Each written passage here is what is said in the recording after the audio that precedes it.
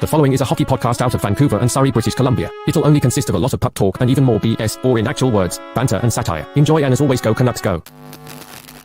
If you're a Canucks fan and you're cheering for the Oilers, then you gotta do some community service. I think that's the smartest thing I've ever said in my life.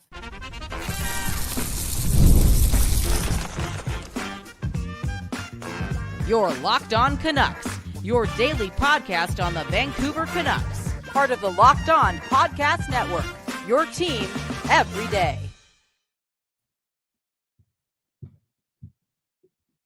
Hey, welcome to another episode of Locked On Canucks. My name is Trevor Beggs, co-host of Locked On Canucks and also a Canucks writer currently with Daily Hive Vancouver. Before we dive into the show, we got to thank you for tuning into Locked On Canucks because it is your Canucks every damn day. And we're not here without you and you and you and you and you tuning in through the good times and the bad. Coming up on today's show, we got to tell you why the Oilers are not Vancouver's team. And if you're a true Canucks fan, there's no way that you're rooting for the Oilers to win the Stanley Cup. We'll also touch on the Pettersson plan being revealed secretly. What? Is Elias Pettersson finally on the way out in Vancouver? What would a potential trade even look like at this point? And we'll also get to some news and notes as well, including Rick Tocchet poaching an assistant coach from the Vancouver Canucks.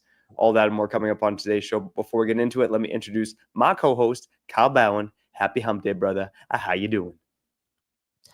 I'm doing good. I'm glad we got breaking news. The Canucks may actually get a practice rink before 2046. This is why I hate hockey too. For real. Sometimes, no, for real. That's it, man. When your team's so bad, you just stop talking about the games. And now we're just talking about practice. We talk about practice more than we talk about the games. Practice. That is sorry, children, that is bullshit. Okay, that's not fair.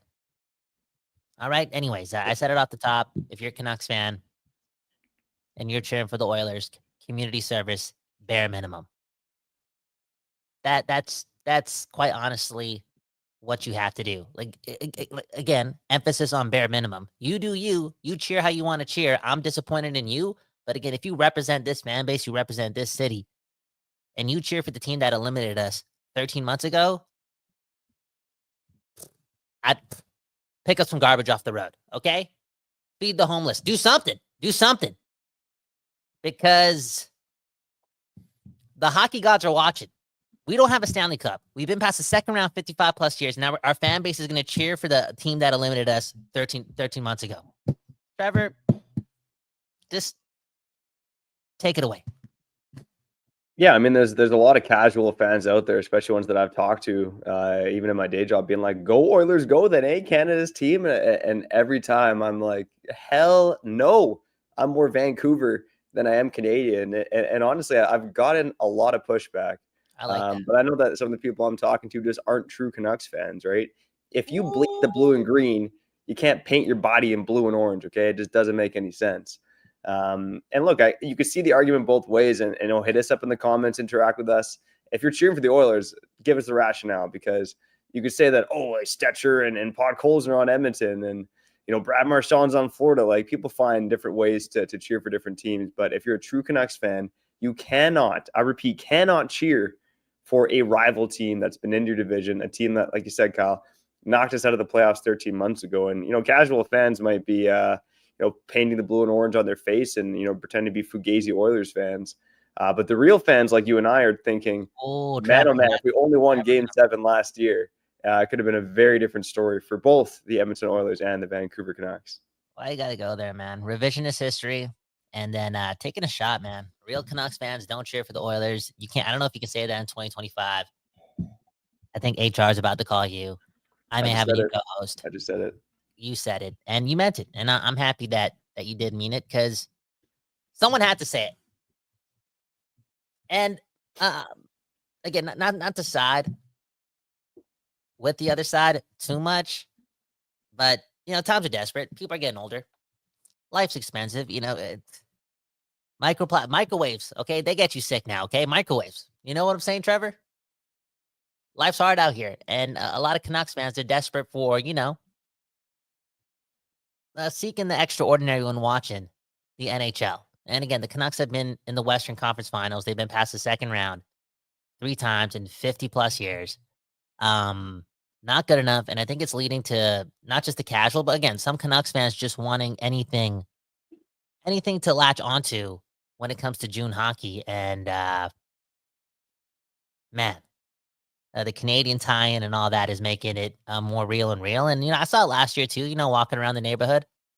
A lot of sports bars in Vancouver, This is the scary thing about money, Trevor. I say money is the root of all evils. A lot of these sports bars, they turn into Edmonton Oilers bars. Trevor, they do. They do. Yeah, 100%. I know Ash Neal is he's leading the charge for sure. And, I think I want to touch on a couple points here with the Oilers and Panthers, again, kicking off the Stanley Cup Finals tonight. And let's go to this first and foremost. And I feel like if the Panthers lose in this final, drastic changes probably aren't coming, right? Like they've proven to be a powerhouse in this league. 3 straight Stanley Cup Finals. You certainly want to stay in that category. You don't want to be like the Tampa Bay Lightning and go to 3 straight and then have 3 straight first round exits. But the Florida Panthers seem well positioned to be a contender over the next few years. The Edmonton Oilers, on the other hand, I wonder if they consider something drastic if they lose to the Panthers again in the Stanley Cup Final, depending on how it looks. And the only tie I can really think about is for the Vancouver Canucks is goaltending. And look, Stuart Skinner was fantastic in round 3. Surprisingly, outdueled Jake Oettinger, I should say. Was not so good earlier in the postseason. Now, we've talked a lot this week about should the Canucks trade a goaltender. Is there a world, like let's say the Oilers do get eliminated in 5 games, Stuart Skinner just lays an absolute egg, lets in the 12 goals on 59 shots like he did against the Canucks last year. Is there any chance that you think the Canucks could trade one of their goaltenders to the Edmonton Oilers in the offseason? And if so, what would that trade look like? Damn. Why you got to go there? That's the Canucks tie-in, man. And you're on team trade Kevin Lankinen, and Kevin Lankinen, the most stable of the 3 assets. The no move clause doesn't kick in until July 1st. I mean, if you're truly believing in a Kevin Lankinen trade, and I'm not really believing it, the Oilers might be a destination if their goaltending doesn't hold up in the Stanley Cup Finals. Okay. You know what, Trevor? I will say this, though, and I know the Oilers have McDavid and Draisaitl and blah, blah, blah, but I wonder how concerned the Oilers are actually about their goaltending, even if they lose this series, considering the fact that, they've made back-to-back Stanley Cup Finals. They're close, like as close as it gets. I don't know how, But if they lose again and it's because of goaltending, don't you think that they would consider a change on that side? They would. I mean, Stuart Skinner is so volatile, right? Like some series, like the Dallas ones, he's great. Other series, not so much. And he had some ups and downs in last year's Stanley Cup Final too. Ended up, playing pretty strong in the last couple of games, obviously, as the Oilers tried to make the comeback. But yeah, I just think that as a Canucks tie-in, I think that is something to watch for, to see like how is the Oilers goaltending going to hold up in the Stanley Cup Finals here, and if it doesn't hold up, do they consider changes in the offseason? And I get why you would even bring it up, considering that Alvin did trade Podkolzin to the Oilers like 12 months ago. Like that's not like you just lost this team in the playoffs, and you signed Podkolzin to a 2-year extension at $1 million per, and I don't know, you kind of helped him out. Alvin again open to trade in to the Oilers, but I think Rutherford and Alvin would be how do I say it? Not just hesitant to trade a goaltender there, but inflate their goalie's value if the Oilers want to go that direction. And the Canucks again, like let's see what Sheloves does here. If he actually wins the AHL Conn Smythe, the Canucks are gonna have three assets in between their pipes, like for real. Something's gonna give, a trade's gonna happen, and we wrote about this on the Substack. Link in bio. I traded Kevin Lankinen 17 times yesterday. Sort of, kind of, not really. But again, we talked about it, and Trevor, he revealed the truth. Apparently this guy's brother is Thatcher Demko, because you really think that he's going to be the USA #1 goaltender in a couple of months. Anyways, join the Substack, read it. It's important to read, and it's also important not to talk so much about the Edmonton Oilers, for real. So did you get my text message about the Florida Panthers national anthem? Do you know how to sing the anthem? I'm pretty sure it's like I don't check my phone, man. It's either a Pitbull song, a DJ Khaled song, a Kodak Black song. Okay, there you go. So tomorrow, what's gonna you know what? By the time the episode ends, Trevor, while I'm talking, I need you to go to Rap Genius. I need to search up any Kodak Black song, find some clean lyrics, and you're gonna recite 4 bars before the episode ends because I'm from Florida. I'm from Florida. Florida's Canada's team. Even though that franchise annoys me because they already have way more legacy and history than the Vancouver Canucks, and they're a standard and we're not. And they handed out tickets and cereal boxes like 8 years ago, and we're still here worrying about a damn practice rank. Blah blah blah. As much jealousy as I have, I'm not Canadian. I'm Floridan. My name's Kyle Bound, and I approve of that message. Hell yeah, brother. One last point I'll make is if the Canucks were to trade a goalie to Edmonton, the one that would scare the shit out of me the most would be a Thatcher Demko trade. Like, if they were to do it, I kind of hope it's Kevin Lankinen. I want the safe, steady guy going to Edmonton, and I'd rather the Canucks keep the wild card. I don't know if Kevin Lankinen is just safe and steady. You know, I think there's going to be like people across the league that actually just view him as a quality 1B. Like, he's good. He's good. The Canucks were so chaotic last year, so many moving parts. It's hard to fault anyone on this team for their performance last year outside of Miller and Pettersson based on like the drama and chaos that they caused. And I think Lankinen just held his own for the most part until his body broke down. And all in all, like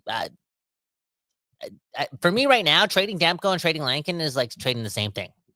Anyways, before we get to break, one comment. This one comes from Jax.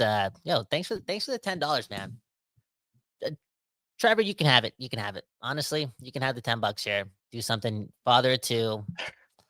Yeah, dude. I saw something that deodorant was what? $20. Old Spice somewhere. Shoppers Drug Mart. Okay, so you take the $10. You got a family. Anyways, Jax is saying, go Canucks and go Abby. Thanks for your shares every day. Your show, sorry, every day. Dude, this is easy, man. It's easy, man. You can thank us, but just know we're talentless. Okay, we ain't doing anything special here. We're just talking about practice arenas and being jealous. And yeah, go Canucks, go. Bagsy, take it away. Man, oh man, Locked On Canucks, most talentless Canuck podcast out there, man. I love it. Speaking of talentless, let's talk about Elias Pettersson on the other side here. Oh, well, okay. Canucks.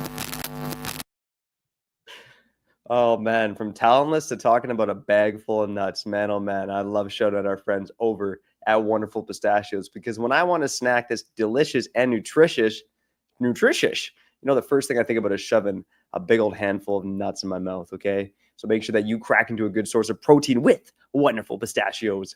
Wonderful Pistachios, they're one of the highest protein nuts, baby. Each 1 ounce serving has 6 grams of protein, giving you over 10% of your daily value. Plus, they're packed with fiber and better for you unsaturated fats to help you keep you feeling fuller for longer. And you know me, man, I got no shame. I take the naked nuts, the no shells variety from Wonderful Pistachios, and I shove those salty naked nuts right in my mouth, baby. Oh, but if you like Kyle Bowen and you like the teas, the in-shell options are also a classic favorite. So whatever nut you like to shove in your mouth, whether it's no shell or in shell, make sure you get snacking to get cracking with the snack that packs a protein punch. Be jacked like Kyle Bowen by eating Wonderful Pistachios and visit wonderfulpistachios.com to learn more. Wow, dude. I just thought of something really funny, man. Can't wait to share it. Straight up. I'm making myself laugh.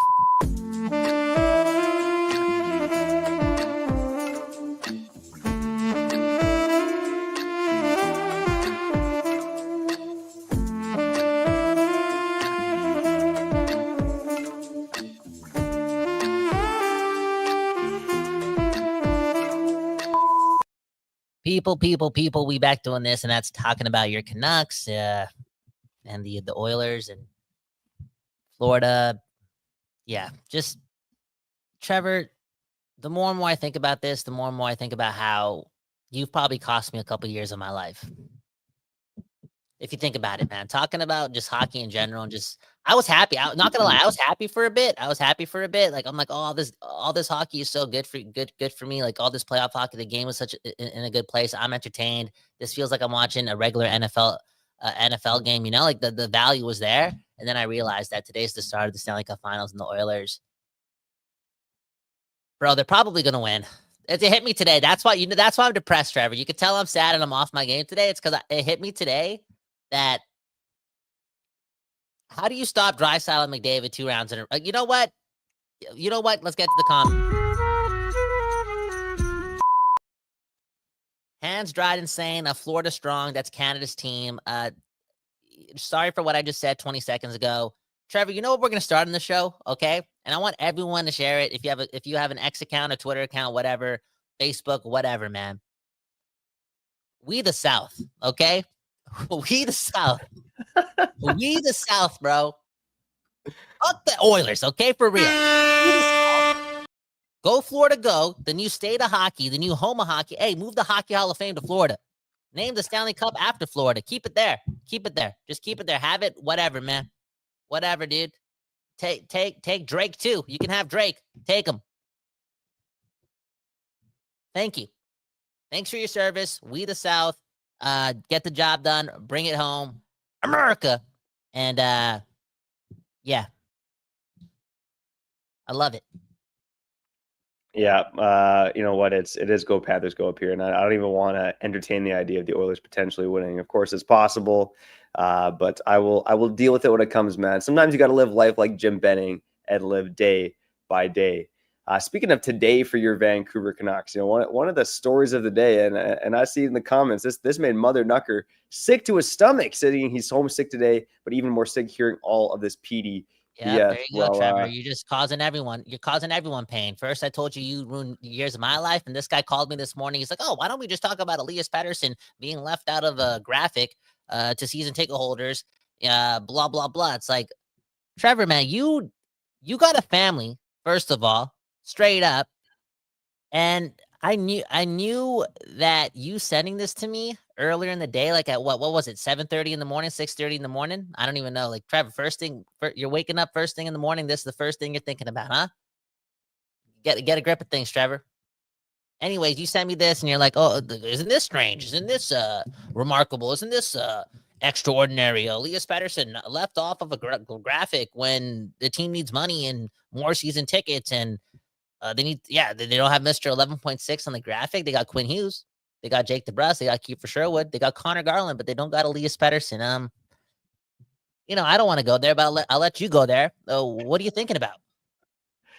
Well, I think there's the bigger conspiracy theory in that the Canucks are shopping Elias Pettersson. And I think it's true that they are open to offers on Elias Pettersson.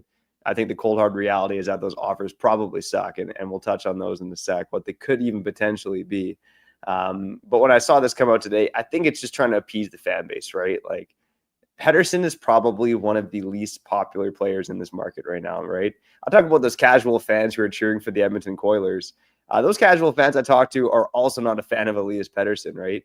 Now, they see a guy out there with all the talent in the world. I know I made the talentless joke earlier, but it's the opposite problem for Pettersson. A guy out there with all the talent in the world who just does not want to put the work in. At least that's what it looked like this season. I think that's backed up by the fact that he came into camp out of shape. I don't want to call him a fat boy, but he came into camp out of shape, man. That's what we heard. And his play on the ice dictated that, right? So, you know, fans want to see guys who play hard for their team. And look at the guy who's front and center on that graphic. The two guys even who are front and center on this graphic. It's Quinn Hughes and it's Kiefer Sherwood. I would say that those are your two fan favorites right now in Vancouver. Even when I joined Russell Holiday's show, that Nothing is Perfect, check him out. He asked, like, who my favorite Canuck players right now. And I said the easy answer is Quinn Hughes.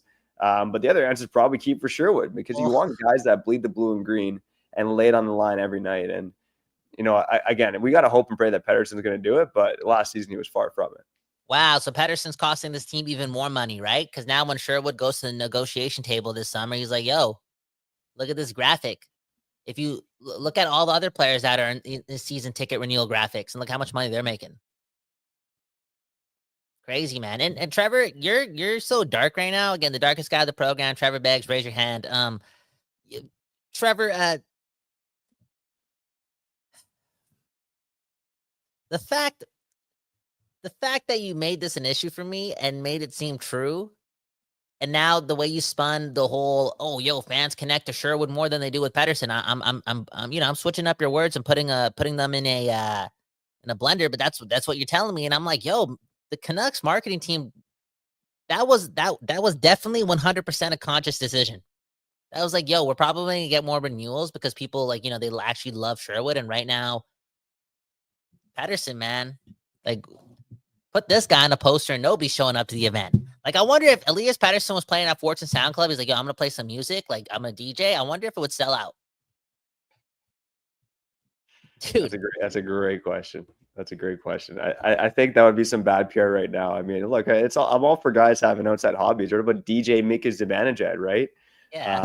But Elias Pettersson, I think people would be like, well, why isn't he training? What's he doing? Why doesn't he look like Aaron yet?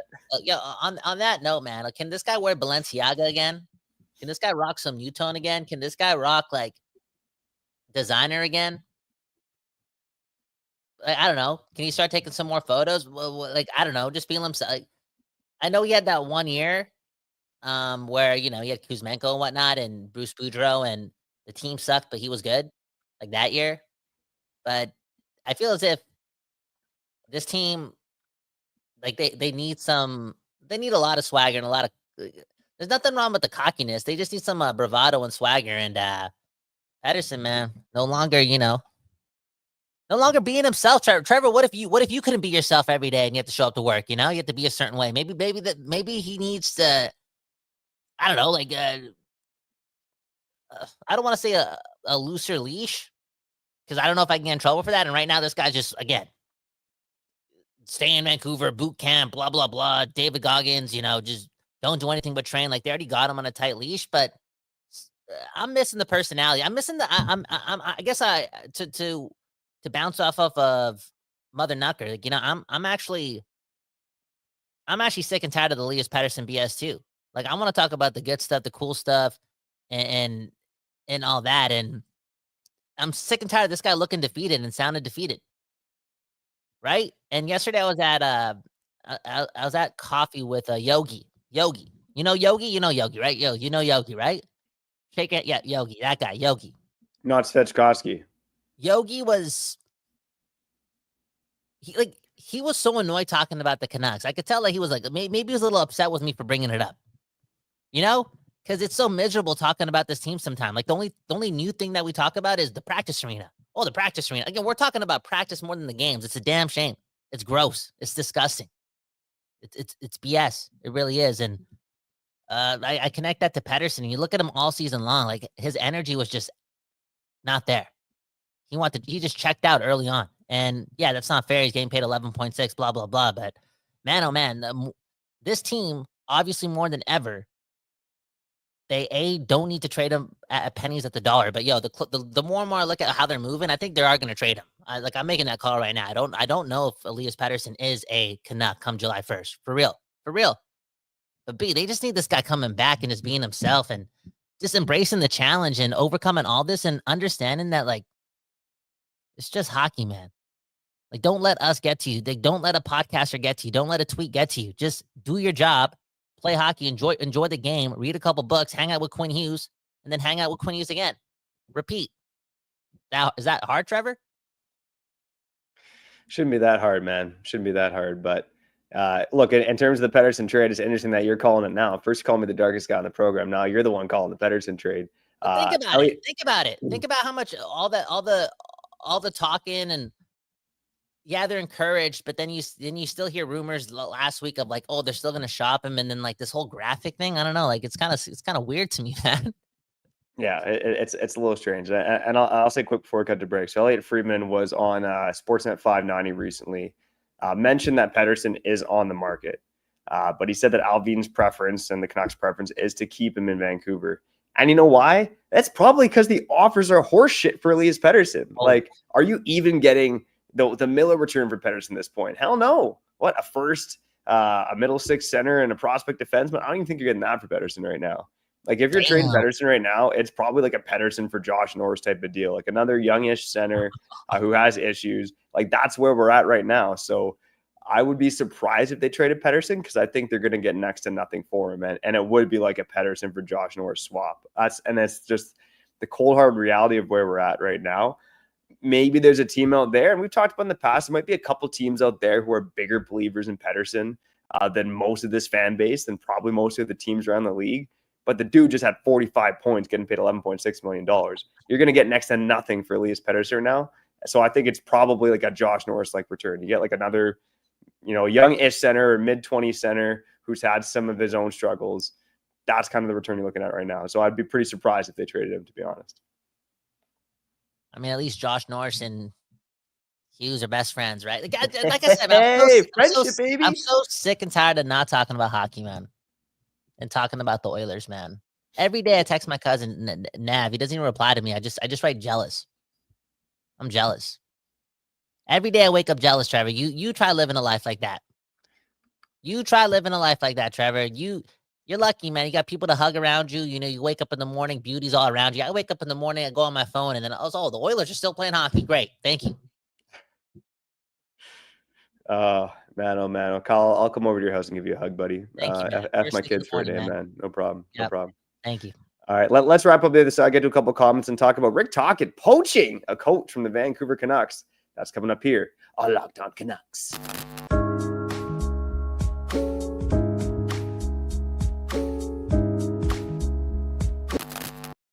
People, we back doing this, and that's talking about hockey and friendship, man. Eggsy, man, how you doing? How's life? Tell me something new. I don't know. Can you just brighten up everyone's day? I'm getting a migraine at like 26 minutes into this episode. I actually got a migraine.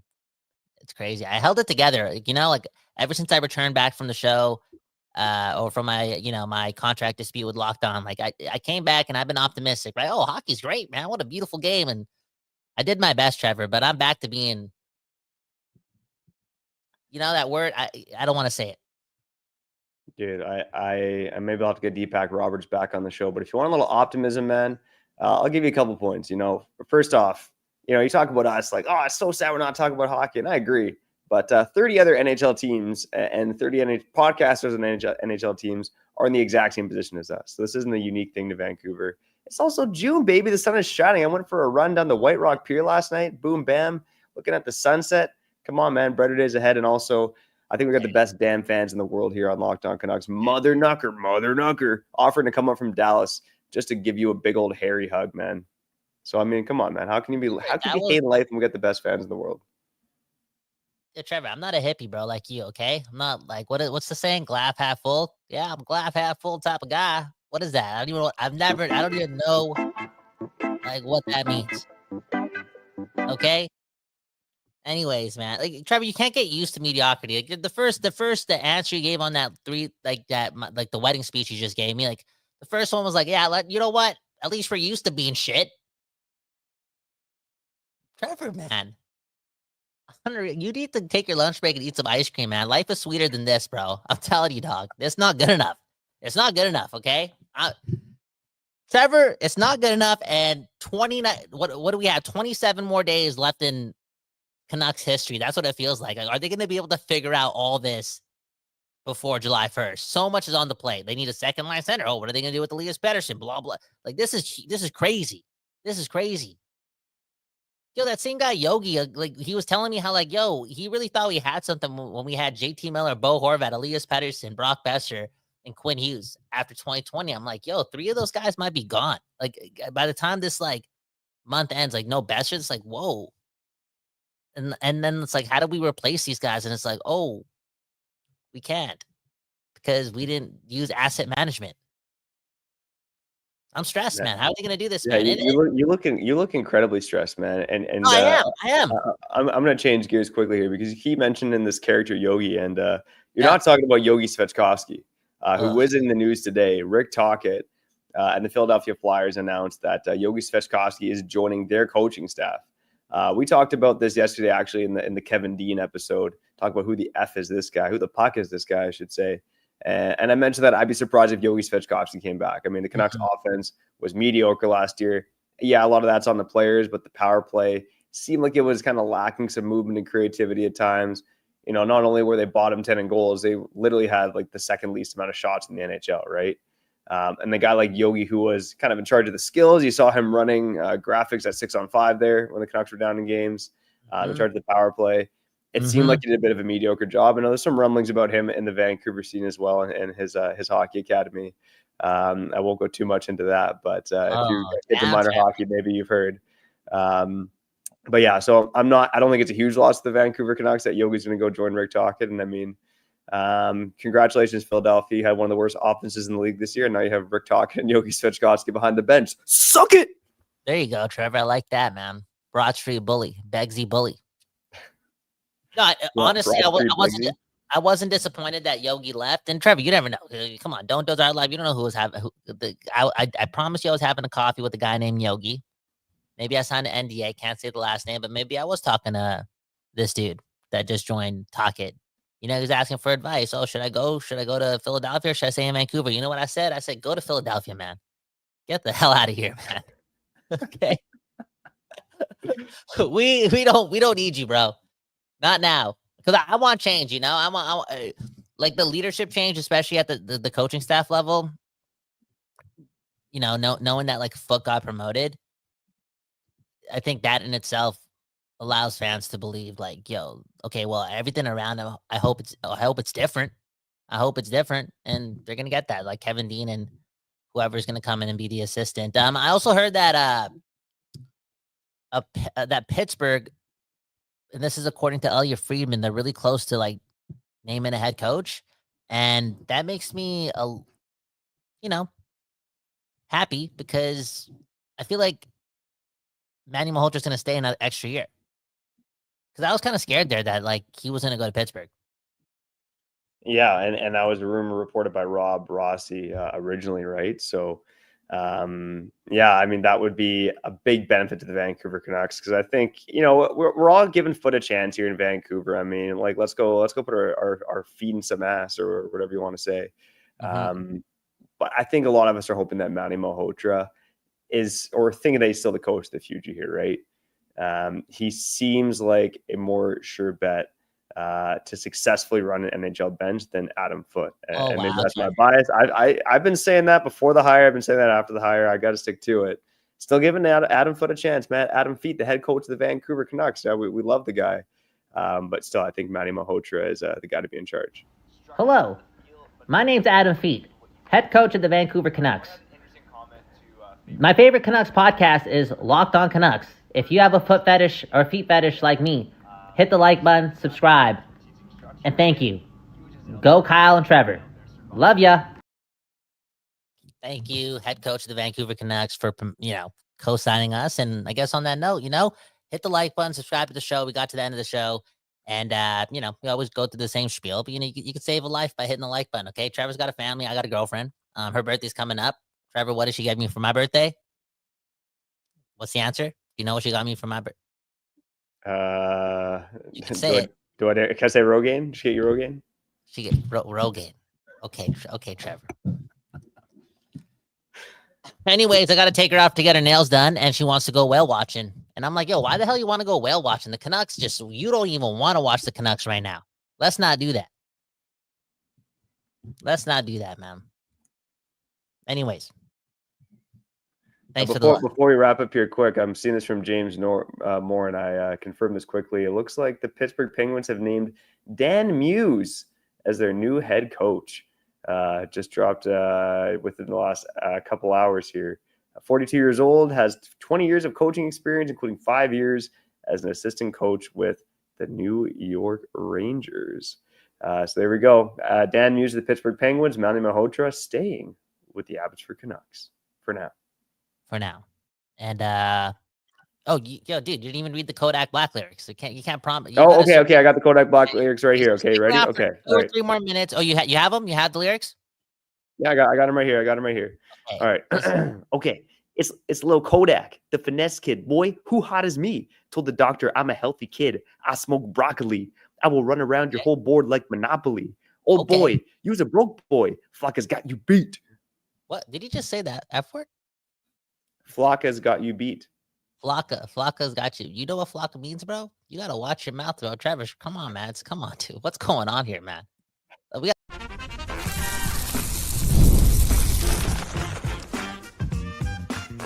You're Locked On Canucks, your daily podcast on the Vancouver Canucks, part of the Locked On Podcast Network, your team every day.